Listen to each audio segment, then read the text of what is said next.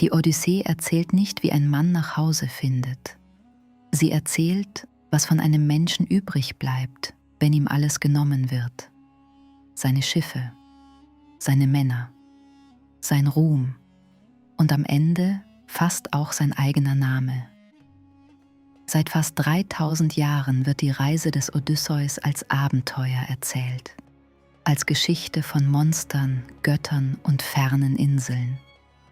Doch unter dieser Oberfläche liegt etwas Tieferes, eine Karte der menschlichen Seele.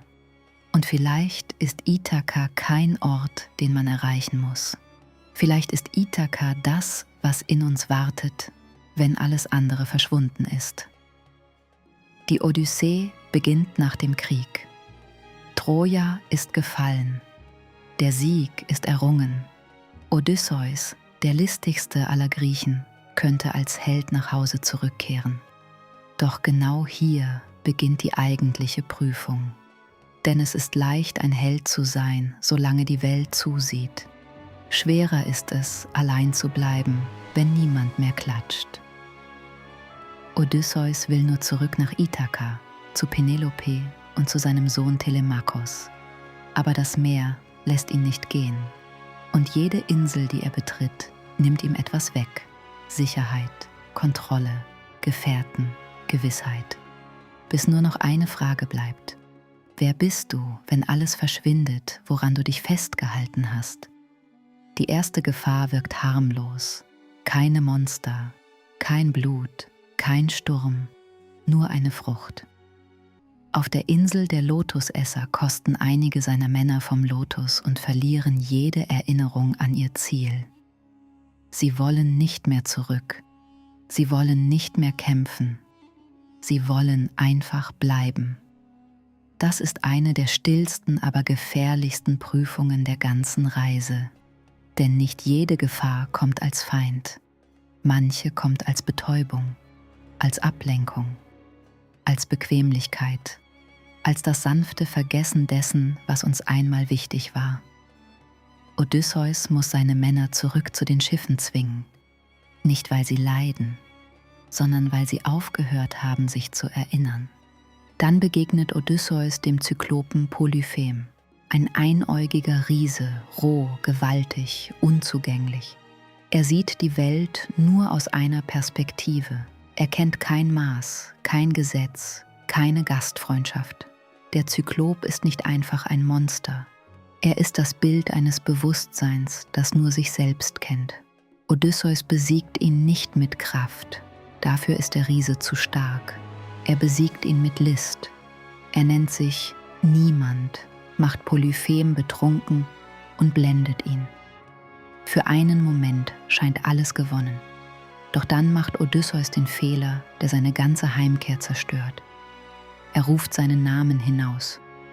Odysseus, der Held von Troja, der Bezwinger des Zyklopen. Und in diesem Augenblick verwandelt sich Klugheit in Stolz. Polyphem ruft seinen Vater Poseidon an, den Gott des Meeres. Von nun an ist die Reise nicht mehr nur schwer, sie ist verflucht. Doch der Fluch zeigt sich nicht sofort. Zuerst sieht es sogar so aus, als wäre Ithaka zum Greifen nah. Und genau dieser Moment macht den nächsten Verlust so grausam. Später erhält Odysseus von Aiolos einen Beutel mit den Winden. Ein Geschenk, das ihn fast nach Hause bringt. Ithaka ist bereits sichtbar. Das Ziel liegt vor ihnen. Doch seine Männer glauben, im Beutel seien Schätze verborgen. Gold, Silber, Beute. Während Odysseus schläft, öffnen sie ihn. Alle Winde entweichen. Das Schiff wird zurück aufs Meer gerissen. Diese Szene ist brutal, weil sie so menschlich ist. Manchmal scheitern wir nicht, weil das Ziel zu weit entfernt ist, sondern weil wir es fast erreicht haben und im letzten Moment von Misstrauen, Gier oder Ungeduld zurückgeworfen werden. Auf der Insel der Zauberin Kirke werden Odysseus Männer in Schweine verwandelt. Das Bild ist hart, aber präzise. Wer ohne Bewusstsein lebt, fällt zurück in das Triebhafte. Essen, schlafen, verlangen, vergessen. Odysseus selbst widersteht der Verwandlung, weil Hermes ihm ein Schutzkraut gibt. Doch entscheidend ist nicht nur, dass er Kirke bezwingt. Entscheidend ist, dass sie danach zur Lehrerin wird. Sie zeigt ihm den nächsten Schritt, den Weg in die Unterwelt. Denn wer wirklich nach Hause will, muss tiefer gehen als bis zur nächsten Küste. Er muss dorthin gehen, wo er nicht mehr ausweichen kann. Odysseus steigt hinab ins Reich der Toten. Dort begegnet er Schatten, Erinnerungen und dem blinden Seher Teiresias. Die Unterwelt ist kein Nebenschauplatz, sie ist der Wendepunkt. Denn hier erfährt Odysseus, dass seine Heimkehr nicht einfach eine Strecke über das Meer ist. Sie ist eine Prüfung seines Wesens. Er muss verstehen, dass nicht jede Grenze überschritten werden darf, dass nicht alles genommen werden kann, dass es Mächte gibt, vor denen selbst ein Held demütig werden muss. Er verlässt die Unterwelt nicht als derselbe Mann. Er weiß nun mehr. Aber dieses Wissen wird ihn nicht vor allem retten. Denn die nächste Prüfung kommt nicht mit Gewalt. Sie kommt als Stimme.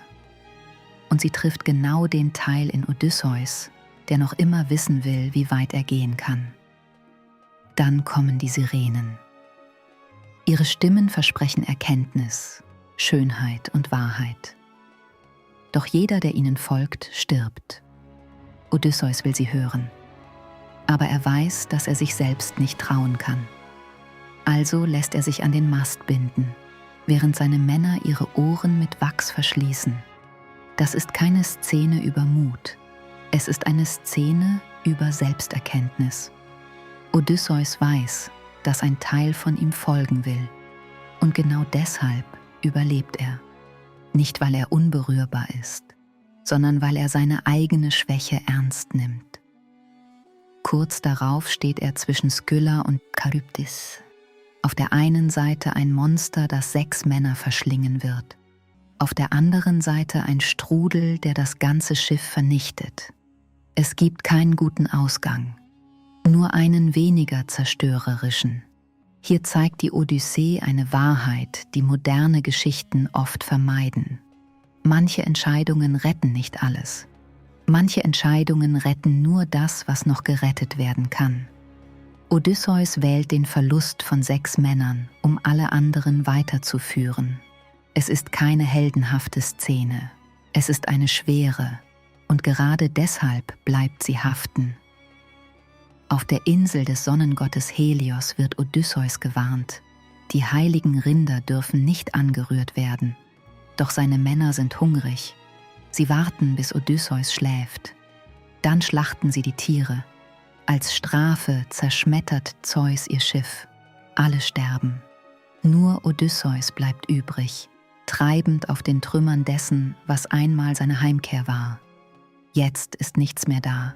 Keine Flotte, keine Männer, keine Macht, nur ein Mensch im Meer. Und genau hier wird die Odyssee am stärksten. Denn manchmal beginnt die wahre Rückkehr erst, wenn alles verloren ist, was uns eine Identität gegeben hat. Odysseus strandet bei Kalypso. Sie bietet ihm, was kein Sterblicher ablehnen sollte: Ruhe, Schönheit, Unsterblichkeit, ein Ende aller Mühsal. Aber es wäre kein echtes Zuhause. Odysseus weint am Ufer und blickt über das Meer. Nicht, weil Kalypso grausam ist, sondern weil selbst ein perfekter Ort zum Gefängnis wird, wenn die Seele dort nicht hingehört. Nach 7 Jahren darf er gehen, nicht als Sieger, sondern als einer, der trotz allem noch immer heim will. Doch Heimkehr bedeutet nicht automatisch Frieden. Denn während Odysseus über das Meer irrt, hat sich in Ithaka etwas eingenistet. Und das letzte Monster wartet nicht auf einer Insel. Es wartet in seinem eigenen Haus. Als Odysseus endlich Ithaka erreicht, ist nichts einfach vorbei. Sein Palast ist besetzt. Fremde Männer verzehren seinen Besitz, bedrängen Penelope und beanspruchen seinen Platz. Das ist mehr als ein äußerer Konflikt.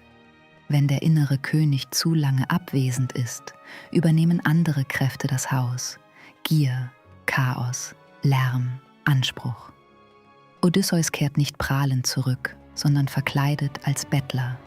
Denn wahre Heimkehr beginnt nicht mit Glanz, sie beginnt mit Erkennen. Penelope hat gewartet. Nicht passiv, sondern wachsam. Sie ist das unbewegliche Zentrum dieser Geschichte.